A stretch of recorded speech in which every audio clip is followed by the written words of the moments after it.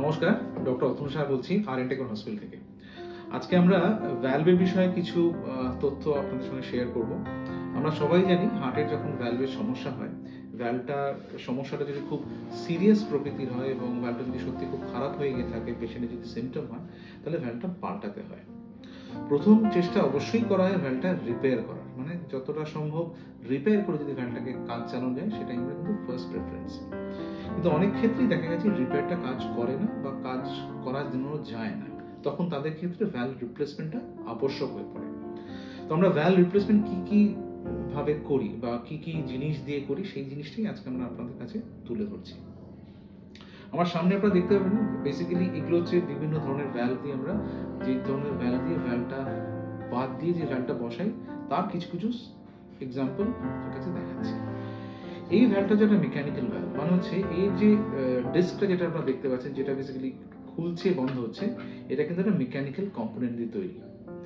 কম্পোনেন্টটা ডিটেলে না আলোচনা করলে হবে, কিন্তু মনে রাখতে হবে যে এই কবজাটা যেটা আপনারা দেখতে পাচ্ছেন, এই কবজাগুলো কিন্তু যদি আমরা ব্লাড থিনার বা রক্ত পাতলা করার ওষুধ যদি না দিই, এই কবজাগুলো কিন্তু বন্ধ হয়ে যাবে। সুতরাং এই ধরনের ভ্যালভের ক্ষেত্রে খুবই আবশ্যক হয়ে পড়ে একটা রক্ত পাতলা করার ওষুধ লাইফ লং খাওয়ার জন্য। এবং এই পাতলা করার ওষুধটা যখন আমরা দিই, কিছু কিছু খাবারে বাধ্য নিষেধ আছে, সেগুলো বাদ দিতে হয়, যেমনি ভিটামিন কে জাতীয় খাবার, সবুজ শাকসবজি, কিছু কিছু খাবার যেগুলো সোয়াবিন বলুন, এগুলো একদম খাদ্য তালিকা থেকে বাদ দিতে হয়। না হলে কি হবে, এই রক্তটা যেটা পাতলা করার যে ওষুধটা আমরা যেটা দিচ্ছি সেটা কিন্তু কাজ করবে না। এটা হচ্ছে এই মেকানিক্যাল ভ্যালভের সমস্যা। কিন্তু মেকানিক্যাল ভ্যালভের সুবিধাটা হচ্ছে এই টিস্যু ভ্যালভ নিয়ে, যেটা আমি আপনাদের কিছুক্ষণ পরে বলবো। টিস্যু ভ্যালভের থেকে কিন্তু এর কস্টটা অনেকাংশেই কম, অ্যান্ড এর লঞ্জিভিটি মানে এর আয়ু ভ্যালভটার শরীরের মধ্যে কিন্তু এই টিস্যু ভ্যালভ থেকে অনেক অনেক বেটার। সুতরাং সুবিধাটা কি আমরা দেখতে পেলাম? সুবিধাটা হচ্ছে এই মেকানিক্যাল ভ্যালভগুলো অনেক সস্তা এবং এটা অনেক বেশি লাস্ট করে। অসুবিধাটা কি? অসুবিধা হচ্ছে রক্তটাকে পাতলা করার একটা ওষুধ খেতে হবে। সেটা ইউজুয়ালি কি হয়, বয়স্ক পেশেন্টদের ক্ষেত্রে এই যদি রক্ত গাঢ়ত্বটা যদি খুব পাতলা হয়ে যায়, তরলতা যদি খুব বেড়ে যায়, তাহলে ব্লিডিং এর চান্স থাকে। এবং রক্তের গাঢ়ত্বটা যদি খুব বেশি হয়ে যায়, মানে আয়নার লেভেলটা যদি আমরা ঠিক মতো না মেনটেন করতে পারি, তাহলে কিন্তু ভ্যালভটা বন্ধ হয়ে যাওয়ার সমস্যা থাকে। এবার আসছি মেকানিক্যাল ভ্যালভের বদলে যে টিস্যু ভ্যালভ, যেটা হচ্ছে আরেকটা অল্টারনেটিভ। এখানে বিভিন্ন কোম্পানি, বিভিন্ন যারা এস্টাবলিশ যারা প্লেয়ার্স আছে, তাদের ভ্যালভ স্যাম্পল এখানে রাখা রয়েছে। বেসিক স্ট্রাকচারে যদি দেখেন, এই বেসিক্যালি স্ট্রাকচারটা যদি আমরা বুঝতে পারি, এটা কিন্তু এই জিনিসটা কিন্তু একটা বায়োলজিক্যাল মেটেরিয়াল দিয়ে তৈরি। এই বায়োলজিক্যাল মেটেরিয়ালের সুবিধাটা হচ্ছে মেকানিক্যাল ভ্যালভের ক্ষেত্রে যেরকম আমরা একটা রক্ত পাতলা করার ওষুধ দিতে হয়, এই বায়োলজিক্যাল ভ্যালভের ক্ষেত্রে কিন্তু আমাদের এই পাতলা করার ওষুধটা দিতে হয় না, কারণ এটা বায়োলজিক্যাল কম্পোনেন্ট। সুতরাং আয়নার মেনটেন করা, খাদ্যের কিছু কিছু বাধা নিষেধ, এইসব কিন্তু এই বায়োলজিক্যাল ভ্যালভের কিন্তু কিছু থাকে না। সুতরাং বুঝতেই পারছেন, কোয়ালিটি অফ লাইফ কিন্তু অনেক অনেক বেটার এই ধরনের ভ্যালভের ক্ষেত্রে।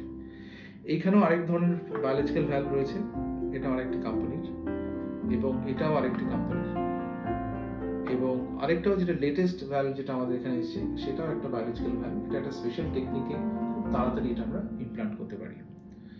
দু তিনটে জিনিস বলে আমি এখানে কথাগুলো শেষ করব। বায়োলজিক্যাল ভ্যালভের যেমন সুবিধাটা আপনাদের বললাম, কিছু কিছু ক্ষেত্রে আমাদের কিন্তু খুব নিয়ম মেনে বায়োলজিক্যাল ভ্যালভটা বসানো উচিত।